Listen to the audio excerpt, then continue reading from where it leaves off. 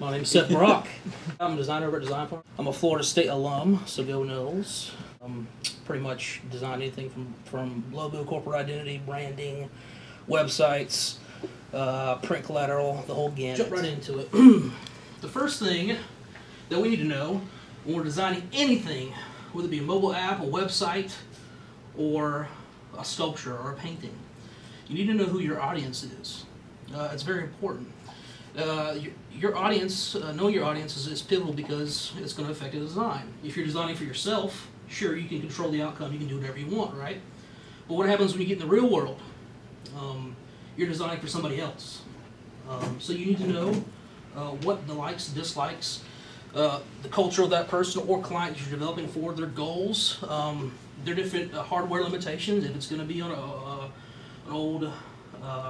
if their users, clients are going to be using these old, crappy computers, you got to know that. You got to know those limitations in order to design for your audience. So how do you determine what is your audience? This is in the design firm, we use a number of different methods to help determine, help us in determining our audience when we're working with a client. We do these through design meetings, design exercise, and questionnaires. Generally, when we start a project for designing a logo or a website, we have these design meetings. We get the clients in there, we pick their brains, we give them a set of questions to answer, like what are your company's goals? Where do you see you guys, and what do you guys see yourself in 5 years? How do you want to be perceived by the public? And then we try to get them to boil themselves down to a couple of different characteristics that are going to fuel how we're going to design their particular product. So there's a number of ways we do that through meetings and questionnaires and things of that nature. So knowing your audience is really important. Once again, remember that knowing your audience is half the battle. Anybody here watch G.I. Joe? G.I. Joe. It's a little old school for you guys, right? Yeah. So knowing who your client is half the battle. If you know who your client is, 90% of the time, the stuff you design is going to hit the mark with what they want, what they like, and that's going to be resonate with them. But if you don't know who they are, their audience, what they want out of design, you're going to be designing in the dark, which is not a good thing. That comes with a lot of revision cycles, more time, more effort, and trying to give them what they want. So really understanding who your audience is, what the client wants is really key. So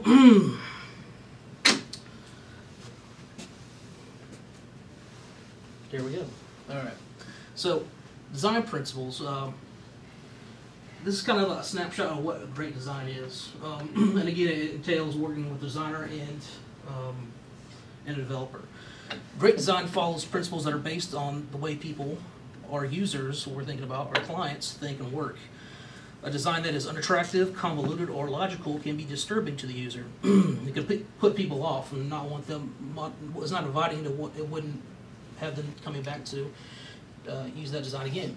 But a beautiful, intuitive, compelling design enhances and inspires a positive emotional attachment in its users.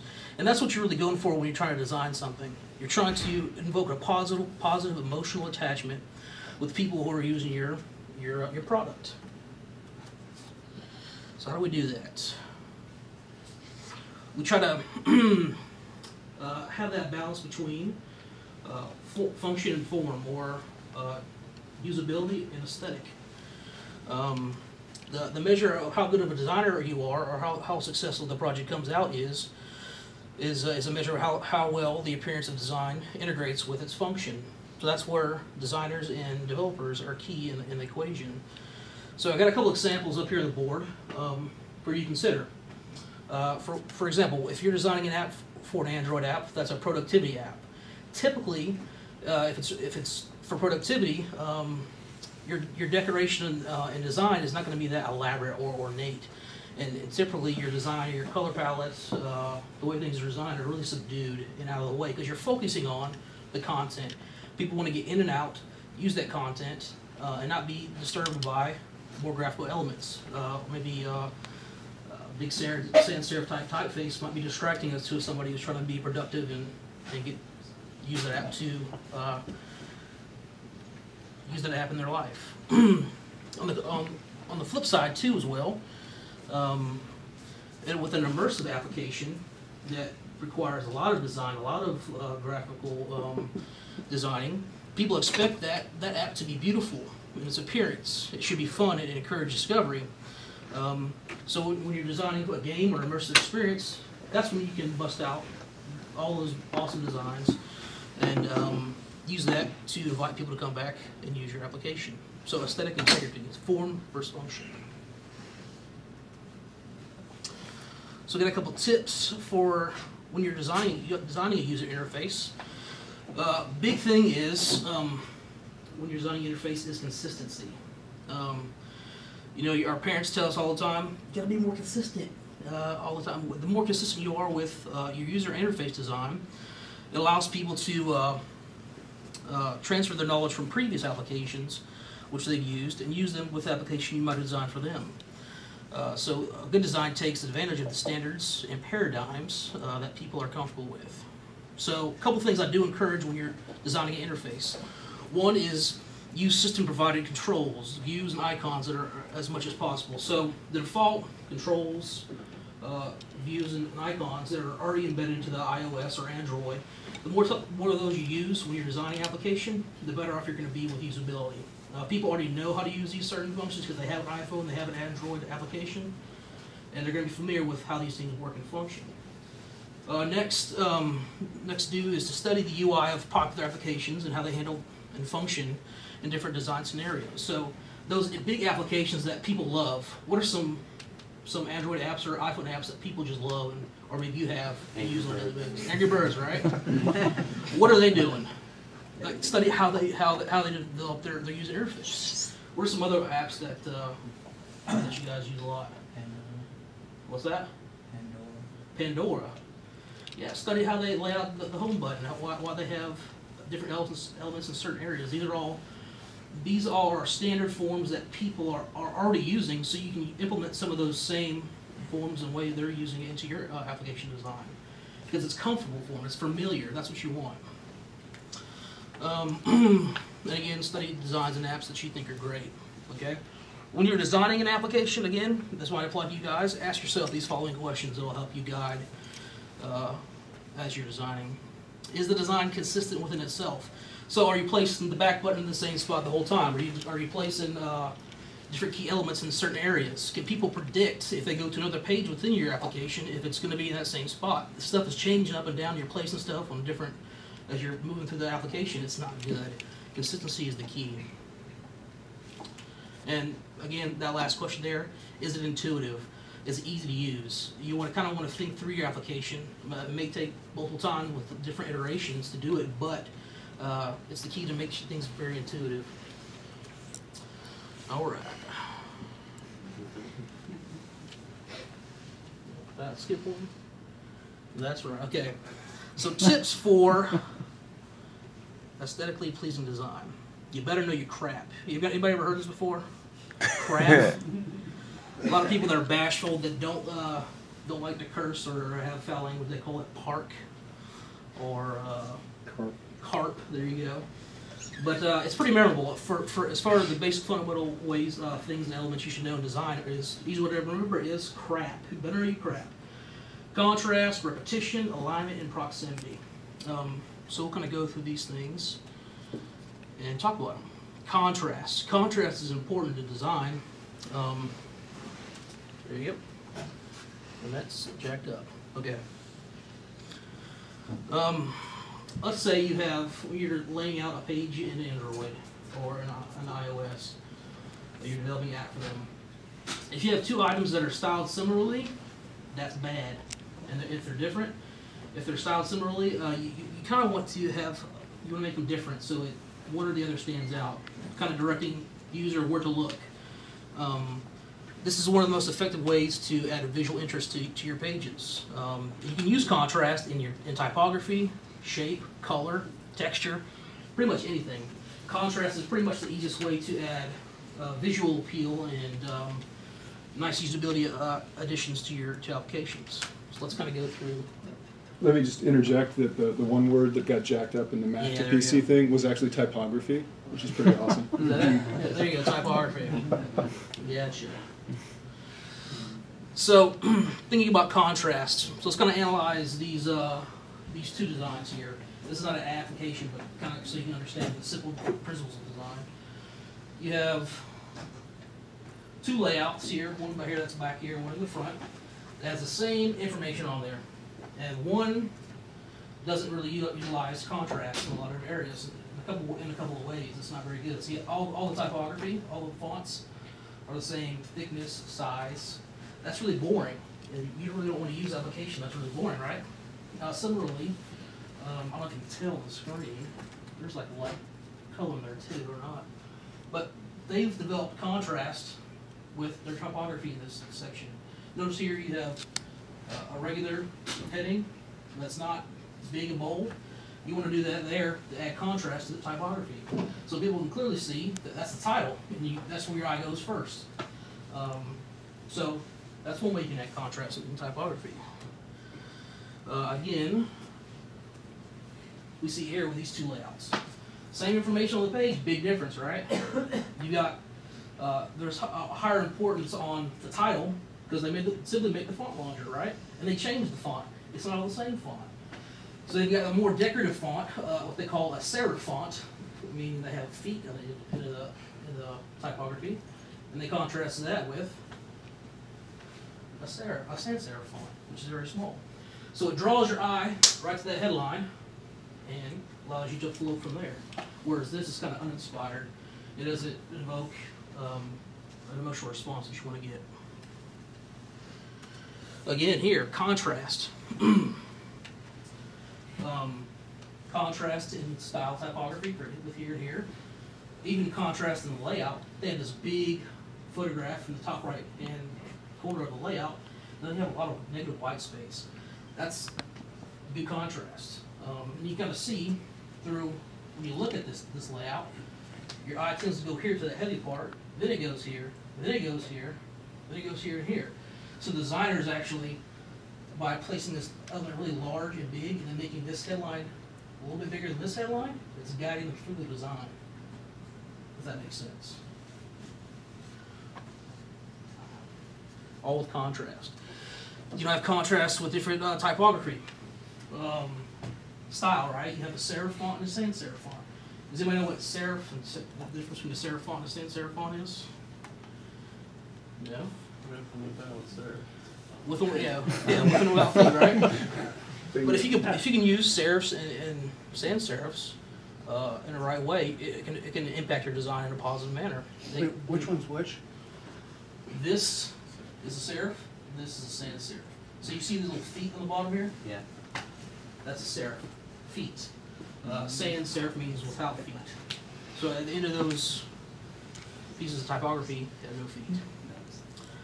So again, varying sans serifs to serifs, that's a good technique to increase, make your design look better. Size of the font, the weight of the font, if it's bold or if it's just a regular font or a really heavy, thick black font. Color is also important.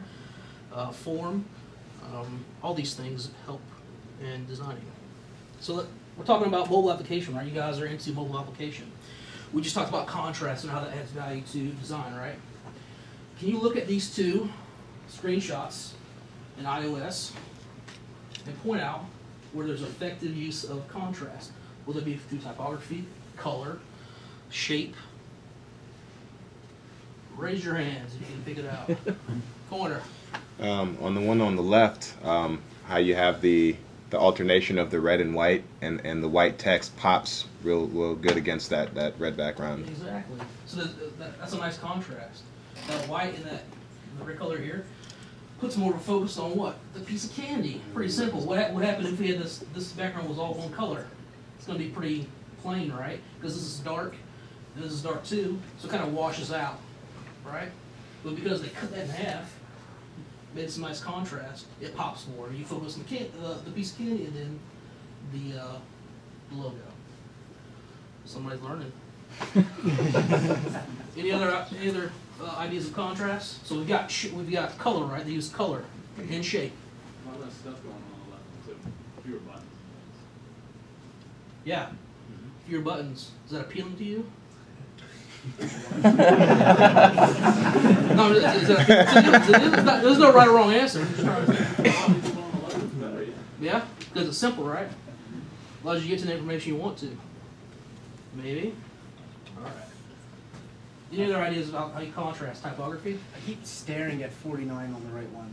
It's all I see is $49. That's it. Every time I look back and forth. Why do you think that works that way? Because it's bold in the middle. Yeah. Just chilling. I don't even see anything else every time I look at it. Yeah, right? Staring at that check mark. Same thing. If you took, same thing with this, right? First, if you look at this layout right here on the side, the first thing you see is what this, because there's a lot of negative white space. Same thing applies to here. If this was bunched up here, and this is closer here, you wouldn't even see this $49. Yeah. The more white space you have there, that makes it more impactful. And So negative space is good. The picture is really cluttered too, right? Because you see the big tag along, because it's easy. But like the picture, I see it's a picture, but I looked at it like 4 times to get it. Some dude standing there. I don't even know what's going on. Yeah, so maybe it was cropped wrong. I mean, it's not very, there's really nothing there to focus in the picture. They're not really using different elements that we'll talk about later here too as well. So again, you got good contrast in color, good contrast in typography because you have this decorative font, then you have this regular sans serif font, which kind of brings us back. And they're using a lot of different typography here. You have regular weights, you have bolded weights, so that makes it more visually interesting. Yeah, so there's a couple things there. Any questions on contrast? No? We got some newcomers? All right. I got a question on the contrast. Sure. Do you ever use it not in the same view? So if you had 2 different views, but you wanted to show that there's a difference, like let's say you have a file browser, one was browsing a server, one was browsing locally, like using a contrast on those so you remember that your local browsing files are remote browsing. So contrast based on like functionality? Yeah. Or is it mostly for the same view? Not under, can you draw what you're talking about on the board? Like, it's just gonna be 2 colors. Here we go. This is really, okay, so you got one, which is your client file browser. Trying to be on the same screen, right? No, the 2 different screens. Okay. So, and then on this one, if I had another color, maybe it has a background. And this is, you're browsing the server, so the user knows immediately what they're in, even though you're doing the same operation. Say you're browsing locally or remotely. That's one way you can show that. But what I would keep consistent is the way this title looks on both of these. Yeah. But if you want to differentiate it with a different background color, that's fine. Okay, so maybe not within the same. Yeah. But certain elements you want to keep consistent and need to stay consistent. When you're going to different pages, you can find stuff to change. But really, not it just depends on the page too as well. So we'll look at some other principles too that help you guide you in that and how to design that better too. Any other questions? No. Okay, next, repetition. Repetition is important because throughout you're designing a layout, work on any kind of app, repetition brings unity to your design. It creates a sort of consistency, a constancy that the user experiences. Gives you a mind and a pattern to follow, and it's again, it's a unifying element in the pages. So we kind of look at that here. This is a very drab explanation, but you kind of get the difference here.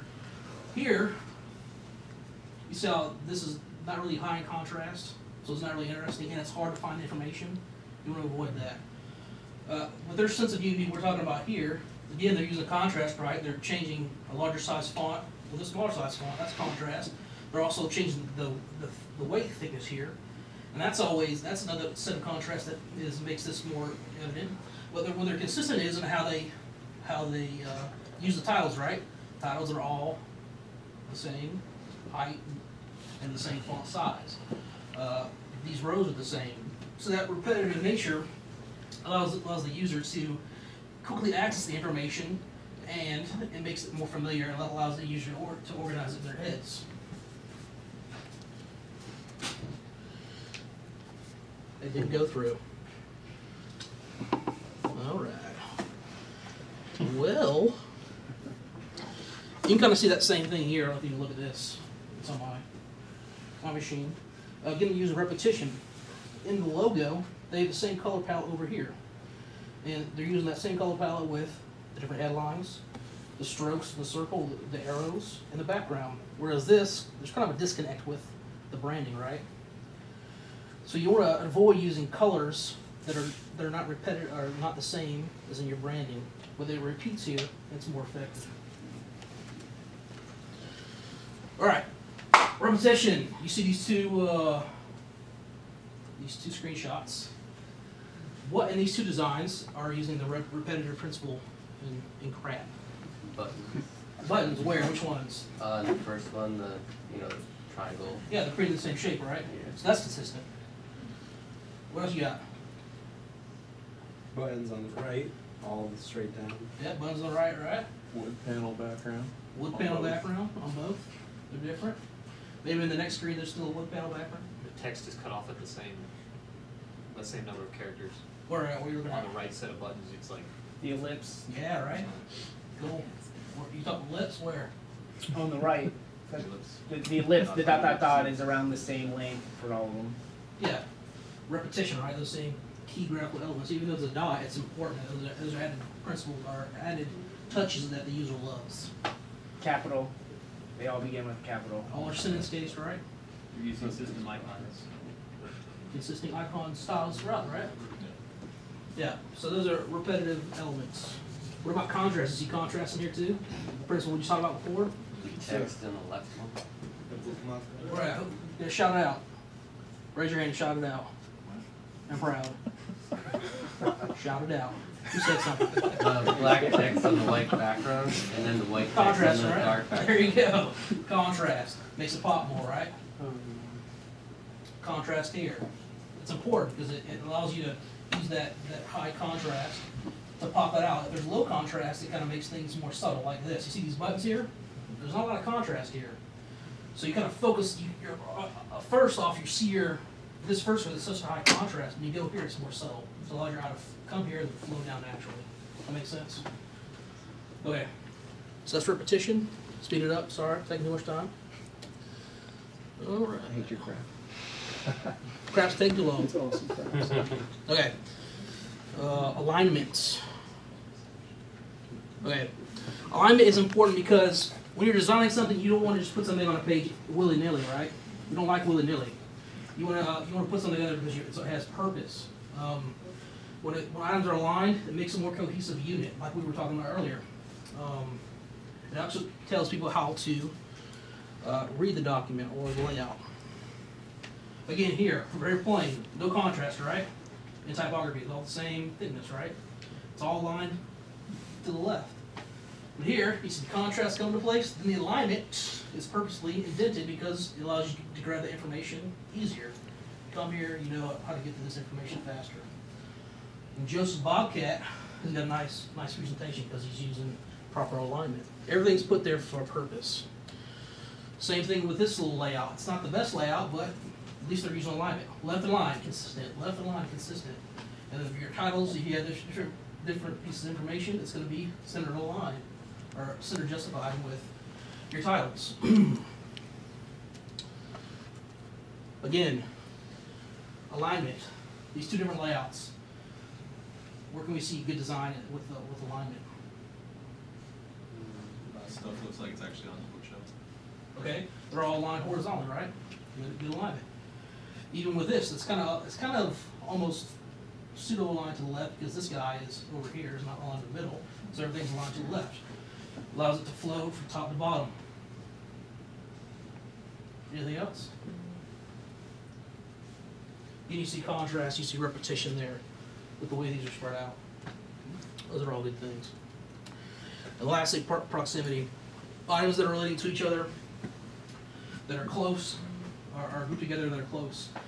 Items are close together to become a unit or kind of an object. This helps organize information. Again, you've got a bad layout here in the back, and then a great layout. On the side navigation, you've got all kind of disorder, right? Everything's kind of folding over itself. Again, we have a nice little line left, nice contrast typography, right? Titles, headings, and then it's all on the left, so its proximity is not next to each other. Nice alignment, nice contrast in headings, and it just works. Lastly, can you see proximity here? Things that group together. the rows for the stations are all aligned together. Right here?